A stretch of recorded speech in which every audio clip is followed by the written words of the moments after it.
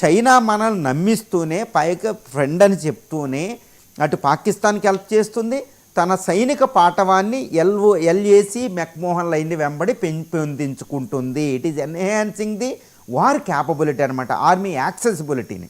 తర్వాత air defence సిస్టమ్ని, మిస్సైల్స్ని, తర్వాత 5th జనరేషన్ ఫైటర్స్ని, ఆర్మీని PLAAFని మోహరించడం, PLAని మోహరించడం, ఇవన్నీ ఆటోమేటిక్గా చేస్తుంది. అంటే ఏంటంటే it is preparing for a big war. ఏది చైనా ఇండియా మీద ఒక ప్లాన్ చేస్తుంది. అంటే వెనకాల 1962లో బ్యాక్ స్టాప్ తీసి నెహ్రూని వెనకాల వెన్నుపోటు పొడిచినట్టు మళ్ళా ప్రయత్నం చేస్తుంది. అది ఎప్పుడూ మానదు. ఈ విషయం మరి ఇండియా ఏం చేస్తుందంటే డిజెంగేజ్మెంట్ చేసి మనం ఉపసంహరించుకుని ఇండియా చైనా బై బై అని షాంఘై కోఆపరేషన్ ఆర్గనైజేషన్ సమావేశానికి మోడీ వెళ్ళారు.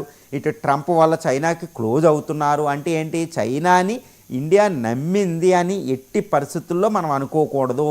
చైనా యొక్క దృక్పథం, దాని యాటిట్యూడు, దాని మోసపూరితతనం, దాని గుంటనక్క వేషాలు ఇండియాకి బాగా తెలుసు. దట్టు మోడీకి ఇంకా బాగా తెలుసు. మోడీ వెనకాల నేషనల్ సెక్యూరిటీ అడ్వైజర్గా ఉన్న అజిత్ దోవల్కైతే ఇది కొట్టిన పిండి.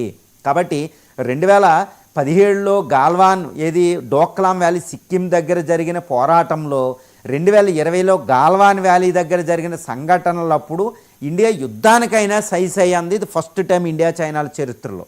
అప్పుడే చైనా వెనక్కి తగ్గింది. 2 సంఘటనలో ముందు వెనక్కి తగ్గింది జీ జిన్పింగ్ గవర్నమెంటే. చైనా